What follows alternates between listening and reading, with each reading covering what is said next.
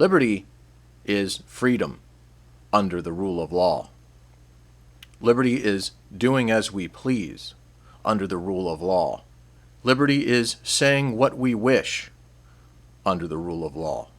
So if the rule of law changes, and it's such that we're no longer allowed to say what we wish, we're no longer to do what we please, then it behooves us, and it's our responsibility under the rule of law to change the law so that we are able to do as we wish. So we're able to speak as we will. It has nothing to do with what your partisan politics are. It has nothing to do with what news programs on TV you watch and actually believe in. It has to do with you and what your reaction is going to be or not going to be towards how you as a human being are treated in this country, how you as a sovereign individual in this country is treated. If you are an American, you are a sovereign. You're a king. We're kings and queens, and it's up to us whether we choose to exercise our sovereignty or not. Most of us won't. I probably won't. You probably won't. Somebody is going to exercise their sovereignty. They're probably going to pay a price for it. People are going to have to get punished. They're going to have to pay a price for steering the rule of law in the proper direction, steering the rule of law towards liberty instead of the direction that we're headed right now. The Republicans in Congress, and the Senate particularly, don't want to legalize marijuana. They want to continue to support the lobbyists of the pharmaceutical industry, which is one of the most powerful lobbies in our country today. We fight wars over oil and the oil lobby. Well, the pharmaceutical lobby today is 2 times as powerful as what the oil lobby is. So what are we going to do for the drugs? You know, if we can go fight wars and kill tens of thousands or hundreds of thousands of people, what are we going to do to ourselves concerning drugs? This is the threat to our liberty. These are the kind of questions that we need to ask in the future. Nobody cares about fiscal conservatism anymore. That's not the way to liberty. These Republicans don't give a damn about the debt. They don't give a damn about the deficit. And I don't either anymore. I'm sick and goddamn tired of it. I'm sick and tired of just whining and complaining about something that nobody else cares about. They don't give a shit. So I don't give a shit. I'm done. I'm done keeping up this modicum of keeping up appearances of fiscal conservatism when nobody, these conservatives in Congress aren't conservative. You start caring about the deficit when it's giving money to people. You keep voting against every omnibus spending bill that goes through the Congress. I don't think you're going to keep your seat in the Congress. The control is absolute. There's total control over the minds of our people. There's total control over the minds of our Congress. They're all slaves to the corporations. They all do what they're told. They listen to the lobbyists. They vote with the lobbyists. The cheap, sleazy, easy money that's floating around that keeps them all in power, that makes career politicians out of them, makes them good boys, the good boys of Washington, D.C. This is who is in command of our country right now. And that's why we're losing our rights. That's why we're losing our freedoms under the law, our liberty, our freedom of speech, our freedom of expression, these shadow bans and this banning that's happening to me and anybody else who wants to speak out, who has a critical eye, who asks questions. You know, Rand Paul said that Donald Trump grows on you. He grows on me. He grew on me. It's a great time to be alive, said Rand Paul before this virus hit, at least. It's a great time to be alive. I mean, what the hell is he smoking? Or maybe more or less, what is he not smoking?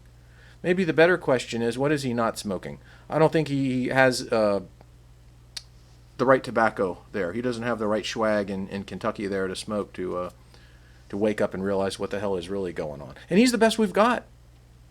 Rand Paul is probably the best senator we've got. He's 1 in 100. Number 1, the best one we've got. And it's that bad. So if that's how bad the best one is, how bad is the worst one? What does the bottom 50 of this Senate look like? You're still going to fearmonger about what flour somebody has in their pocket? You're going to still fearmonger about having the wrong plant in your car? Yes, you are. That's what keeps them busy. And then you want to have a pro-police message? You want to, take a video of yourself not being attacked and not being hurt out in the middle of a protest? The people are talking to you angrily and, they just don't understand the polemic. They don't understand the the details of the politics concerning what you did and didn't do over a particular issue. And so these are just dumb people in the street that are criticizing me when I don't deserve any criticism. That's such a conceited, self-entitled prince complex. You have the complex of a prince where you think you're beyond criticism. You think your responsibility was to talk to that person in the street and say, look, I don't deserve this criticism because I have tried to help you. But you didn't turn and say anything to this person because that's beneath you. Talking to people out on the street is beneath you. Police officers talking to people out on the street when they're working the beat, they don't even get out of their cars. They don't talk to anybody. I was at the gas station the other day, and a cop pulled in. It was a black police officer at midnight at the gas station pulled in.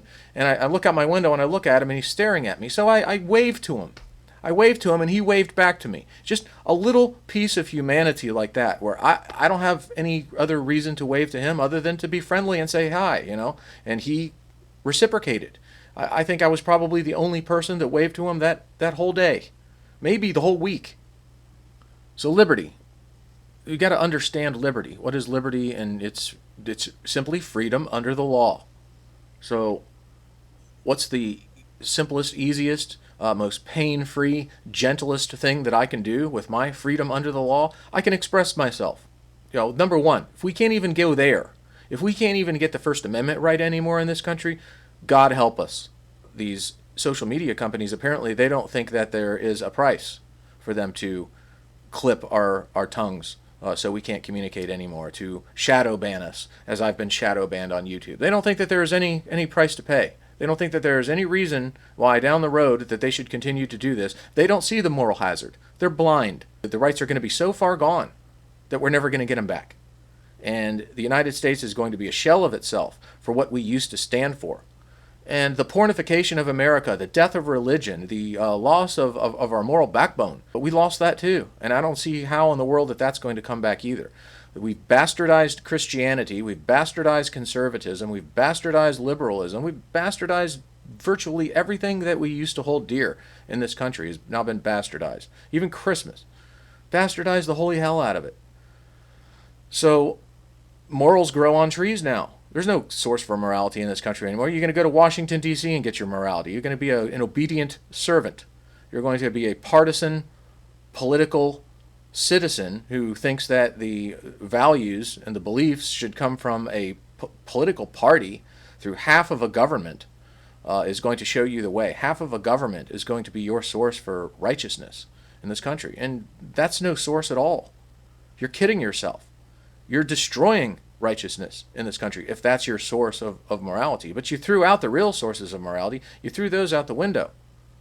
You're a bourgeois liberal. You're some middle-class dupe who goes around and obeys the bidding of rich people above you who hand down, tell you what your marching orders are, tell you what to value, tell you what to believe, tell you what your values are. And these fake conservatives that march side by side right down the street with them, they might be wearing a different color.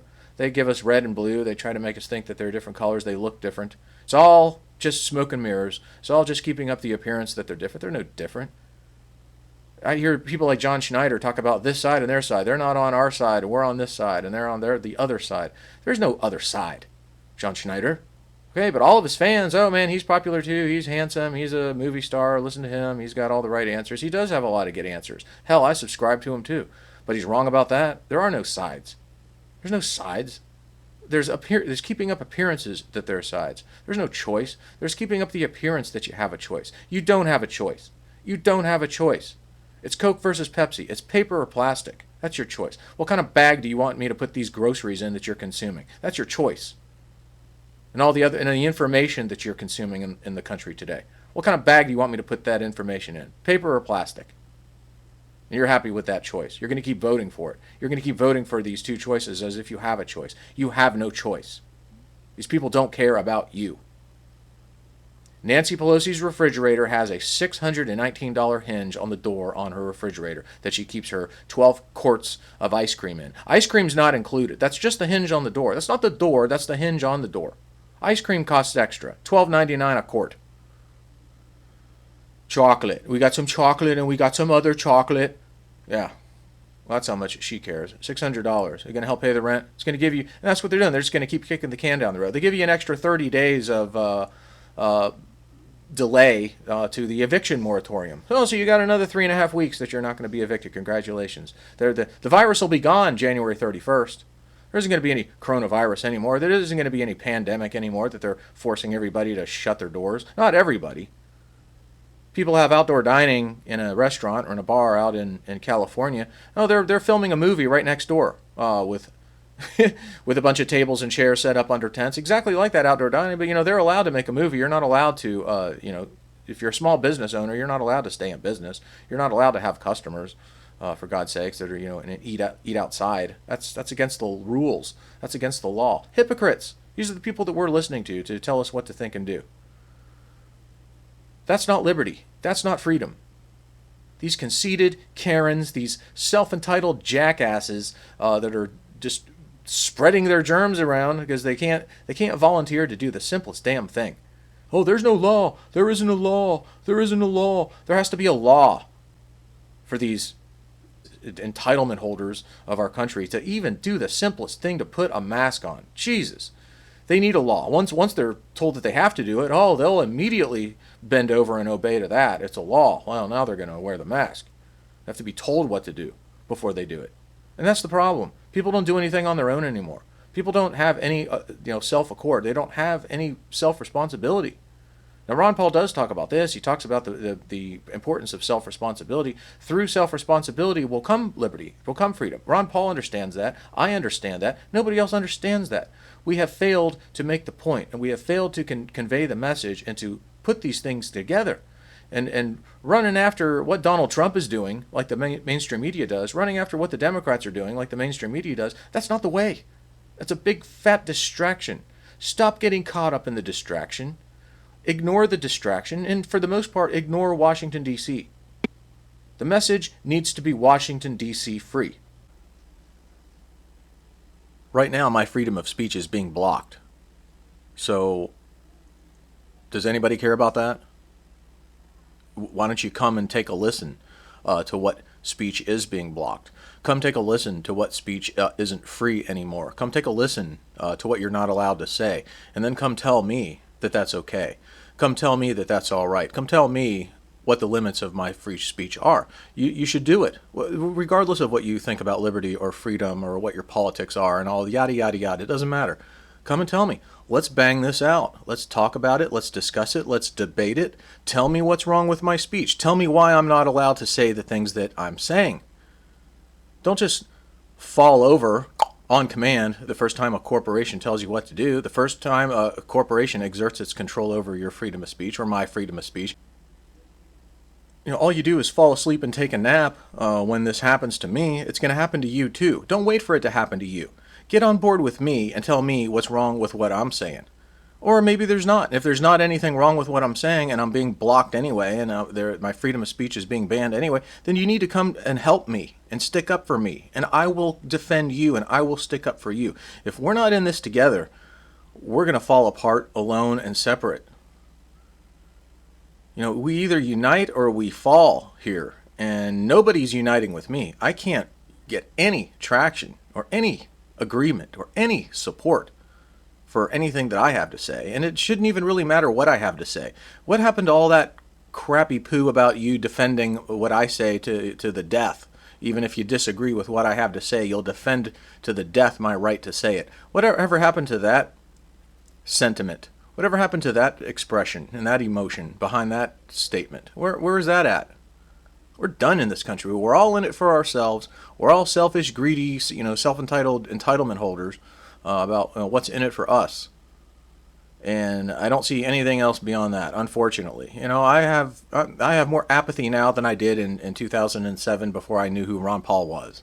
And I was pretty apathetic back then too. It didn't cure my apathy. I thought it did. But that didn't get enough traction either. And the Tea Party was morphed into the taxed enough already party. And Republicans had been doing that shit every 2 or 4 years already anyway. That was nothing new. There was nothing revolutionary about that. There was nothing novel about that. There was nothing to do with liberty or freedom under the rule of law with that. That's just the same old damn message that Republicans always talk about. It's the same branding. It's the same messaging that they always have every election cycle. And that's what they bastardized the Tea Party movement into. And, even these candidates, these Tea Party candidates who came up through the ranks, who talked a good game, they talked about fiscal conservatism, they talked about balanced budgets, they talked about spending, they talked about deficit, they talked about debt. They're a bunch of soulless shills who just fall right into line and take their marching orders and do what they're told. Here we are. I'm losing my rights to free speech, and I need your help. I'm going to be a lot less likely to help others if these others are unwilling or, disinterested in helping me. It needs to be on a case-by-case basis. Every single time somebody loses their freedom of speech, we need to get on it. We need to stay on it.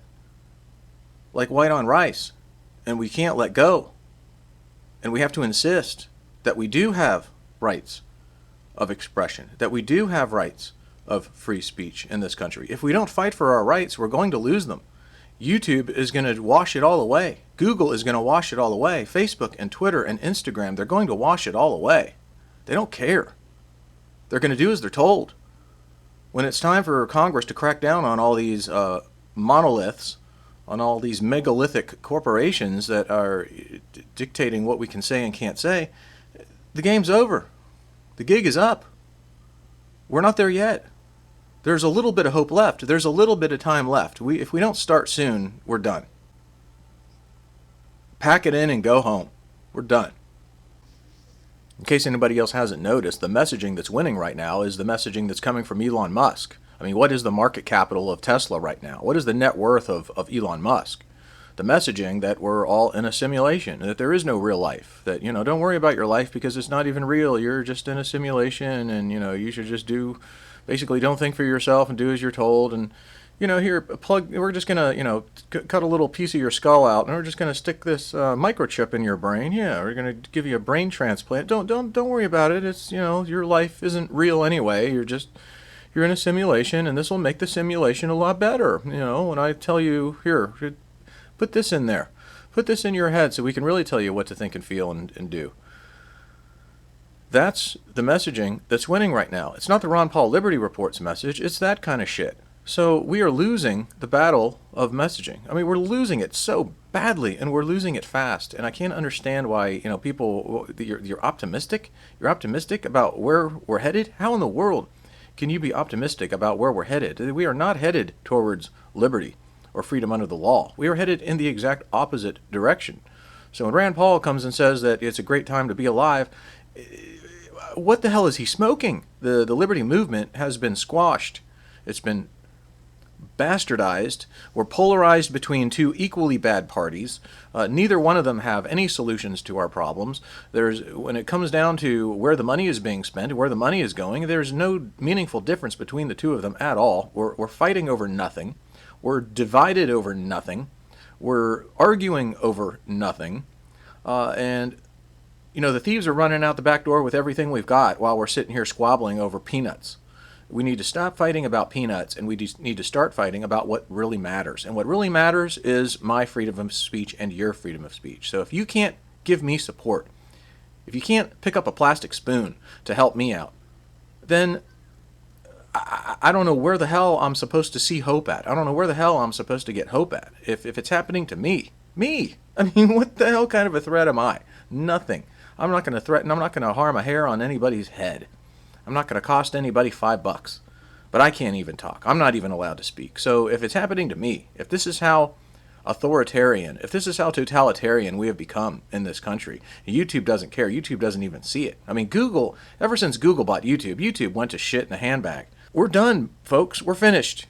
We're going to continue to exist. We're going to continue to carry on. We're going to continue to push on while our rights and privileges and liberties continue to erode more and more as time goes on. And there's going to be more mandates and more rules and more regulations and more laws getting piled on top of our heads. Like I said, we go to war for oil. What the hell do you think that the government's going to do to us about drugs?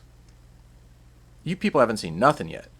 And you've been brainwashed into not thinking for yourselves. You've been brainwashed that you are not the CEOs of your own bodies, of your own health, of your own lives. You're the CEO. You're the Lord Commander of your own health. And you don't even know it. You think you're not qualified. You think you should shut up and just go listen and do as you're told. Do what somebody else tells you to do. You've shot the Fourth Amendment full of holes.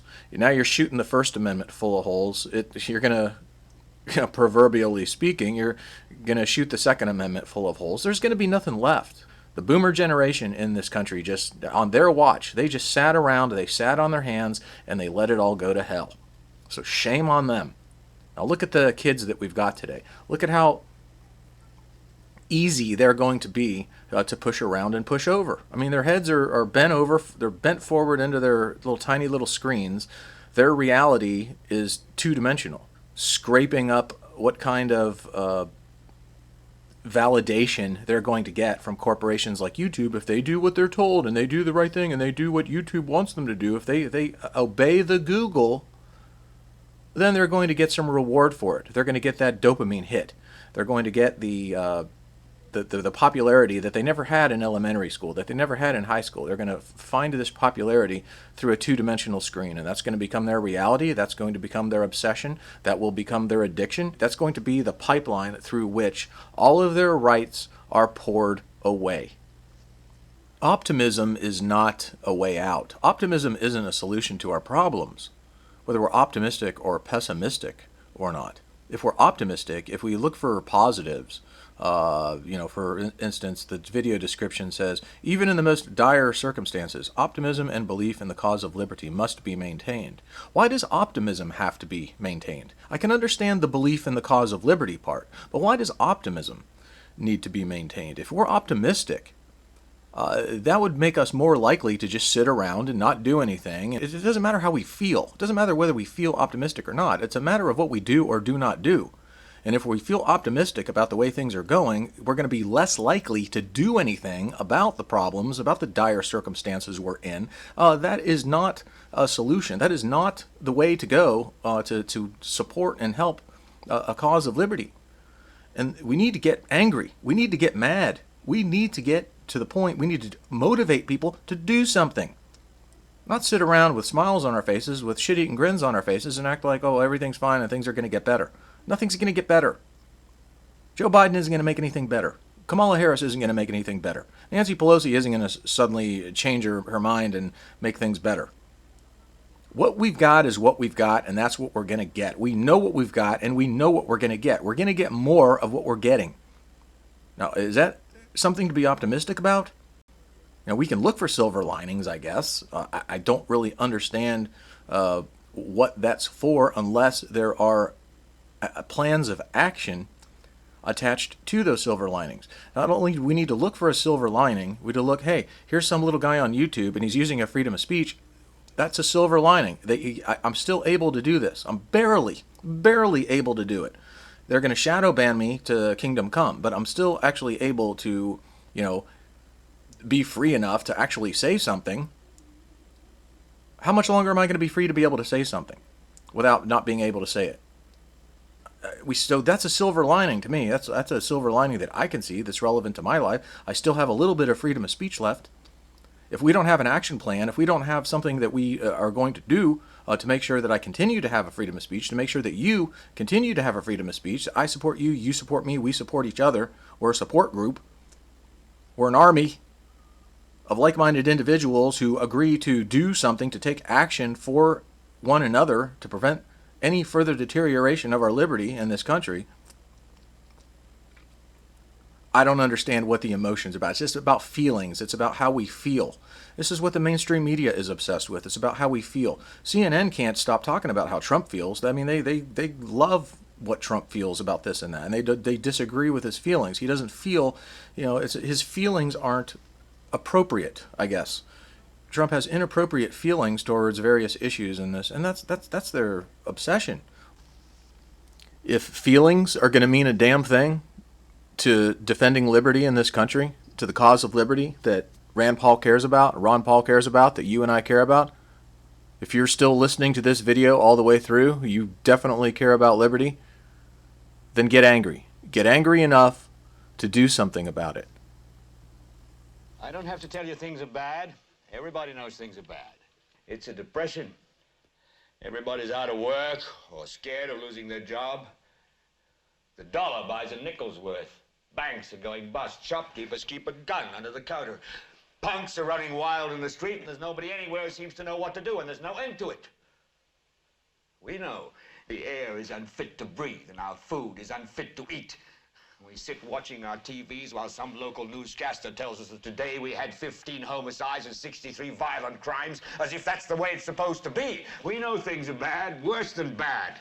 They're crazy. It's like everything everywhere is going crazy, so we don't go out anymore. We sit in the house, and slowly the world we're living in is getting smaller, and all we say is, please, at least leave us alone in our living rooms. Let me have my toaster and my TV and my steel-belted radios, and I won't say anything. Just leave us alone. Well, I'm not going to leave you alone. I want you to get mad. I don't want you to protest. I don't want you to riot. I don't want you to write to your congressman because I wouldn't know what to tell you to write. I don't know what to do about the depression and the inflation and the Russians and the crime in the street. All I know is that first, you've got to get mad. You've got to say, I'm a human being. God damn it. My life has value. So, I want you to get up now. I want all of you to get up out of your chairs. I want you to get up right now and go to the window, open it, and stick your head out and yell, I'm as mad as hell, and I'm not going to take this anymore. First, get up out of your chairs, open the window, stick your head out and yell, and say, I'm as mad as hell, and I'm not going to take this anymore. I'm as mad as hell, and I'm not going to take this anymore. Stick your head out of the window, open it, and stick your head out and keep yelling and yell, I'm as mad as hell, I'm not going to take this anymore. Just get up from your chairs right now. Go to the window. Where are you going? How not to defend liberty is don't listen to the mainstream news media, the pro-establishment corporate media, tell you what to think and feel. Don't let that corporate media show you what it wants you to be angry at. Don't get angry about the things that you see on the news. That's distraction. Don't let the news media make you angry at the other political party. If you spend your life and you waste your time and you waste your short, precious life away being angry at the other political party, you will be angry at the other political party for the rest of your life to no benefit to you, to your liberty or freedom. Do you understand that? You're wasting your time and you're wasting your life and you're letting them do it to you. I don't give a damn what party you belong to. I don't give a damn what your politics are. If you're letting them do that to you, you're wasting your time. You're letting them waste your life.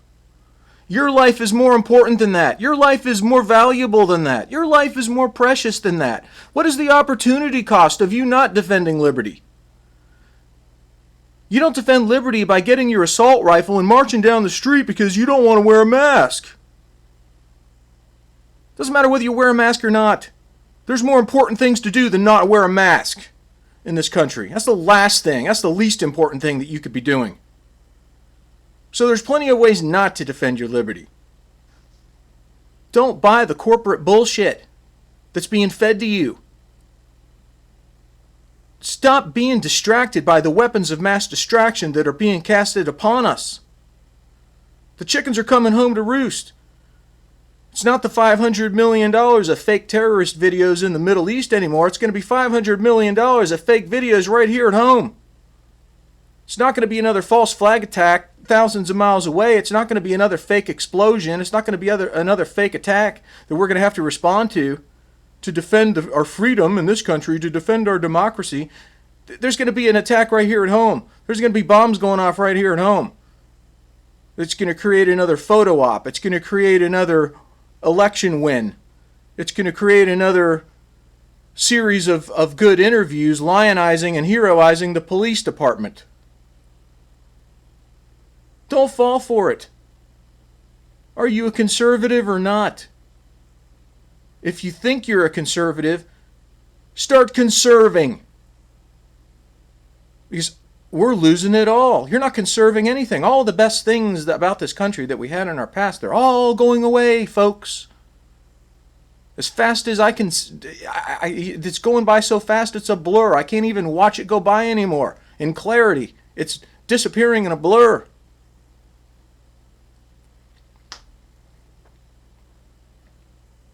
You have to get mad, and you have to get mad for yourself. You have to get mad for your own reasons. You have to get mad in very precise ways that you determine for yourself that are going to have an impact on your own life and on your own freedom. How do you feel that your freedoms are being taken away? How do you feel that your liberty is being threatened right now? That is the answer to your question. That is what you have to probe to find out what to do to defend your liberty. You've got to put some thought and some effort into this. You have to recognize and acknowledge your own sovereignty and put it to use. Stop watching the news and listen to the politicians tell you what to think and feel. Throw it out. Clear your mind. Throw that horse shit out and clear your mind. And after you spend 30 days clearing your mind of all the brainwash you've been putting up with for the past 39 years, then you can come back into it and figure out what the hell you really want to do and you really have to do to defend your liberty, your freedom under the rule of law. Get to it. Help me out. Help me help you. Ask for my help after you get done helping me. Tell me what your liberty is in the comment section below. Tell me what your freedom means to you in the comment section below. Tell me what your Fourth Amendment rights mean to you in the comment section below. That's what I wish somebody would do. Pull the 10th Amendment out of the dusty closet. It hasn't been used in years. Pull the 10th Amendment out and hit somebody over the head with it. What the hell happened to that? Let's get the 10th in here. Start cleaning house. Don't waste your life being angry at nonsense. Spend your time and energy being angry where it counts.